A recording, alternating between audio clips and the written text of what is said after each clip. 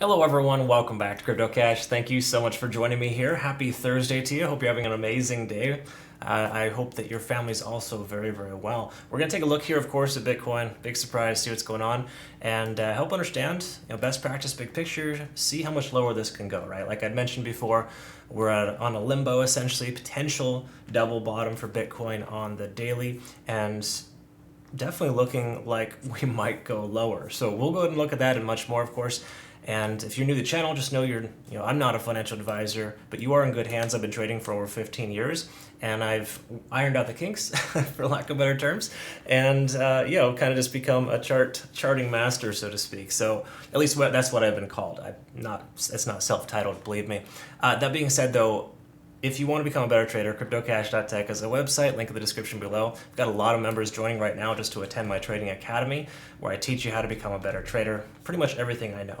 On top of that, I send out signals for every single trade that I take, and we are just crushing the short signals lately. And it's a really awesome experience. Check that out in your own time. But that is all part of the included membership, as well as a community where we all learn and grow together. Awesome stuff. So taking a look here at Bitcoin. So let's go ahead and take a look at the standard stuff first of all and work our way down. Why don't we just go ahead and start with the monthly and go from there.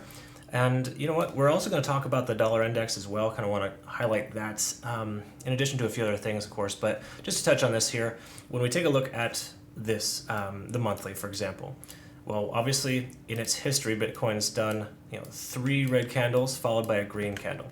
So hypothetically, next month could be green, right? I think that almost inevitably it's going to be a green month based on how low we are, right? That's kind of the general consensus. So not saying we're going to shoot up. Well, we could see some relief in the month of July. That being said, though, if we take a look at their simple moving averages, we're well below, and we're obviously likely going to close today below 21,000. So unless there's a significant rally, the likelihood of the price dropping below that is pretty high, and it's never done that before in the past. So in other words, we're kind of in uncharted territory. We should have bounced off 20,000 or 19.8 and didn't, and now we're retesting some previous highs, more relevant or recent highs, or at least we're going to probably test them. I'm sorry, I kind of misspoke. We're technically not testing them yet. 14,000 is a long ways away, but it does certainly look like it wants to get there. We could see that happen again. So again, just kind of prepare you for that. And then obviously also the MACD is significantly under 50. And if you look at some of the older charts, you can see we've gone under 50 before, back in 2015, 2018, and of course now 2022. So there's a pretty significant divergence. It's the lowest the RSI has ever been on the monthly. So the likelihood of it going much lower is fairly low. But once again, we got to expect and anticipate that. So for lack of better terms, we're just not in good position there with the monthly. Weekly has a very similar narrative. We're under the 200-day simple moving average, as well as under 30 on the RSI. And if you look historically, also at the RSI, you can see we've dipped below 30 on the RSI on a few occasions, but it doesn't happen too often.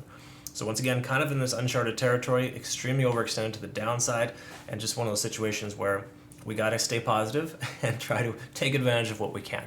Dollar cost average like crazy. That's basically what I've been doing. $20 a day, really simple, very easy. You can set up like auto withdrawals in most exchanges, and I can tell you that it's pretty standard and straightforward stuff right now.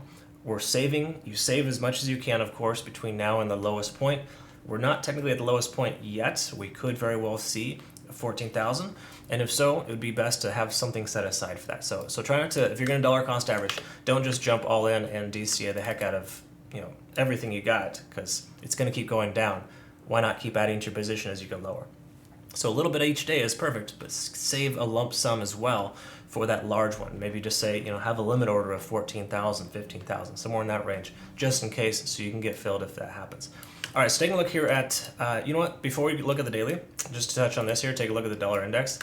You can see how the price action has increased the last 3 trading days, and take a look at Bitcoin. Last 3 trading days are down.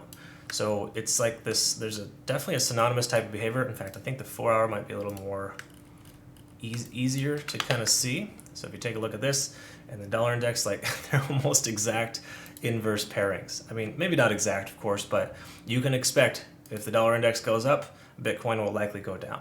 There's a synonymous inverse synonymous behavior going on with that. It's really interesting.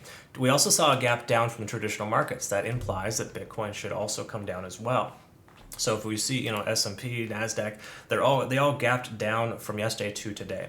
And what that basically just means is that post-market and pre-market hours, the price had fluctuated lower when the market opened this morning. It's now opening at a lower point than it closed yesterday, and that's usually disadvantageous in most cases. Inverse also applies if it's an increase, a gap up, so to speak.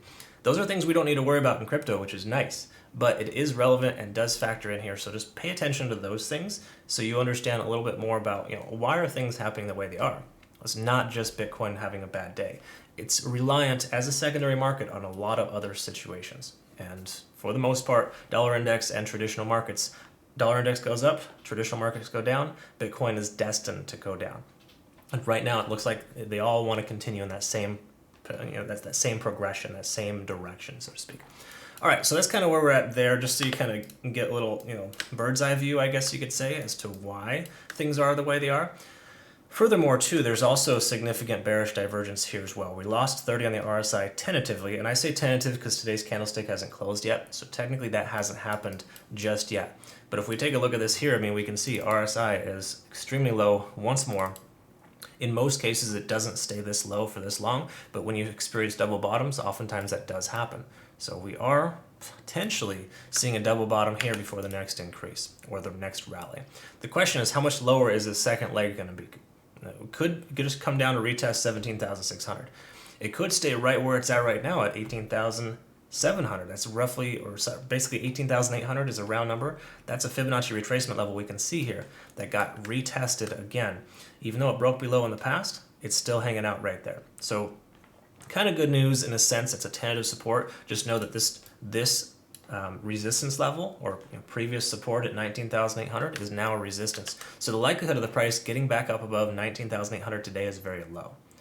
All right, so again, that being said, we can expect the price action to stay underneath 19,800 for at least a little while until it retests its bottom or perhaps goes lower.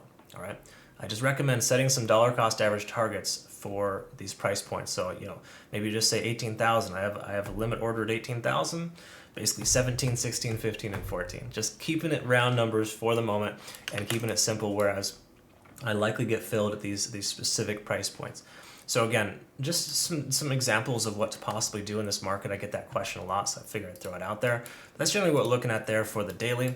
Another thing to also note as well is that we are, let's see here, if I'm not mistaken, we got a reset, okay. So it's good and bad. We got the reset here at about an 8. So we had basically 8 4-hour candlesticks to the downside. So what is that? It's like 32 hours, somewhere in that range, 36, 40. Plus or minus, you basically have the price coming down for a long time.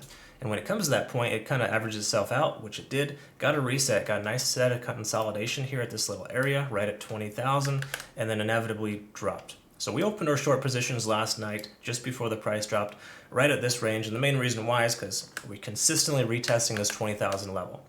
When you see that happen, it's inevitable for the price action to break below. So if you see here, price comes up, breaks back above, all good, retests, continues up, hits a rejection here, hits the same exact level it did before, slowly progresses down with a bunch of legs down with this descending type of pattern, and of course, inevitably goes sideways here, right at the support level.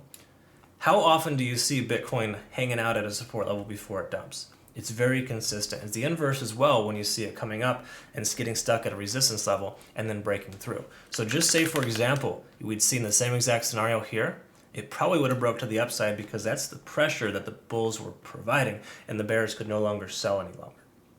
Inverse applies, of course, as well. That's what we saw here today, or last night, of course, whereas the price action kind of hung out there right around 20,000, and it just kind of looked like it wanted to come lower. Okay, there's kind of a battle between the bulls and the bears, and of course, the bears eventually won. So, it's hot, it's summer, and, the bears are out. They're having a good time. It's just the way it is. It's kind of the way it goes. Hopefully they can hibernate in the wintertime. We have a nice, big, strong recovery. But generally speaking, that's where we're at there for the 4-hour. We're underneath all moving averages as well.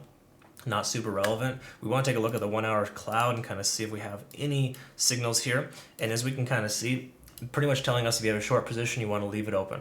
So our BNB, our ETH, our Bitcoin shorts that we have open as a community, keep them open. They're going to probably continue to get filled as we come down. Good news is our trailing stop losses have already triggered. So in other words, we're moved to break even. So whatever our entry point was, the price action, if it hits that, will inevitably close the trade and we'll take profits even further. So again, all good stuff. It's all locked in. Just let it ride and kind of coast.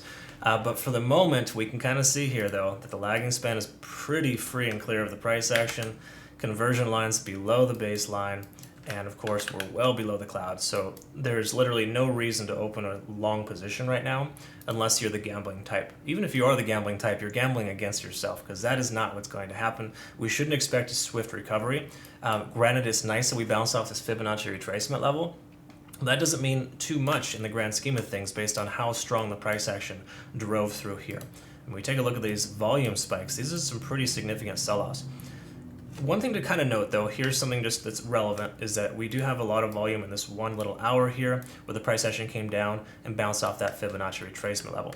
So the likelihood of the price coming down lower in the immediate future is fairly low. What I'm speculating will happen is we're going to see some sideways action, get some consolidation, and then a leg down again to the most recent low at 17,600. That's a pretty strong anticipation or speculation, however you want to put it.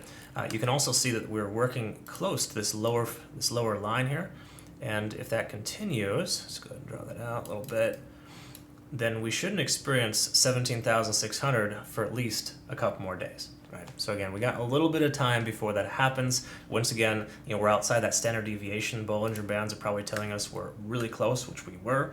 And of course, obviously here we broke down below. And then furthermore, if you take a look at volume weighted average price, you can also see here as well that we're really close to these standard deviation lines. And when you get really too far outside of those standard deviation lines, the price will come back and contract. So again, all in all, pretty darn good stuff here in that sense. But we're well below VWAP, we're well underneath all the moving averages, we're underneath key level resistances. I mean, there's literally no upside here that I can see. Granted, with it being overextended right now to the downside, we look at TD sequential on the hourly, we can see that we're at a 9 and that we might have a little bit of a reprieve. So there is a decent chance we could see the price come up to retest 19,800 and then get rejected and come back down. It's been consistently performing the exact same behaviors over and over again. Lower highs and lower lows. So until these lower highs and lower lows will, discontinue, we have to expect the price is going to continue to progress lower, right? We're still well below all the moving averages, relative strength index. Pretty much everything is telling us that it's bears are in complete control. So try not to stack the cards against you. Try not to take long positions in this situation. While it is true that the price might recover by a short margin, that's a big risk that you're going to be taking. So again, minimize your risk. That's the important thing. Right now in the bear market, it's all about maximizing your potential and being a safer trader and applying different strategies. I mean, we have a unique strategy in our trading community as well, and obviously if you want to join, I can share that with you and you'll be aware of it, but it's a very, very good strategy that's worked well for me in previous bear markets. Okay, so again, there's different things you want to do, but for the most part, it's using tighter profit targets and looser stop losses. But furthermore, also using smaller position sizes too. Okay, because again, you want to minimize your risk once more. Even though there's a lot of profits to be taken to the downside, you still don't want to put too much into the pot, right? You never go all in, ever. Doesn't matter what the circumstances are. I mean, maybe if we see 14,000, perhaps all in at that point. That might be a consideration, because that should be the absolute lowest we're going to see. Either way, some friendly advice there. Hopefully you can understand. But big picture, we are looking at a potential double bottom here. So the price could very well recover if we see a retest at 17.6. But I still wouldn't want to take a long position. I'd rather you dollar cost average into that to effectively just keep adding to your position, because heaven forbid this next leg down is tremendously lower at 14,000. We will still probably see a recovery from there. But again, it's not going to be instant or quick. You got to recognize this here. The price action dropped a significant percent in a short amount of time, right? So how many trading days was that? 1, 2, 3, 4, 5. Let's just say like 5 or 6 trading days. We got a 35% correction from Bitcoin. The analogy of falling down a flight of stairs is exactly accurate in this situation. Bitcoin has fallen down a set of stairs over and over and over again. And now that we're where we're at, It's time to recover. It's time to relax and start to heal. Okay. How do you heal if you just try to get right back into the race and you're with a broken leg or a broken neck because you fell down a flight of stairs? It just doesn't work. So, to me, why not shift gears and, maybe get on the treadmill or get on something that's a little more appropriate for the situation. And right now, it's not taking long positions. All right, so I don't know how else to describe it, but for lack of better terms, I really just want you to walk away from the fact that with it coming down so hard, so fast, just say 35% in 5 trading days, 40% in a week, whatever, that it's not going to recover instantly. So even if we were to see a double bottom, it's probably not going to do one of these. It'll probably be a little retarded double bottom that'll take a while to come up. And the main reason why is because it came down so quick. Okay. Anything that goes down really fast has a tendency of taking a long time to come back up. It's just kind of how it goes. It's like that natural gravity of trading. Either way, I hope that made sense and I described that correctly. I know I kind of went off on a tangent here today, but these are all things that are relevant to trading, and it's not just all this stuff that we just looked at. Obviously, it's important. You don't just look at the charts, you look at what it means in the entire ecosystem of trading. But furthermore, you also got to train your brain, right? So make sure between now and then, whenever that is, the next time you take a trade, go ahead and stop and take a little break. Find a way to collect yourself, get healthy in your body and your mind, and then I guarantee stuff like this will become a lot better.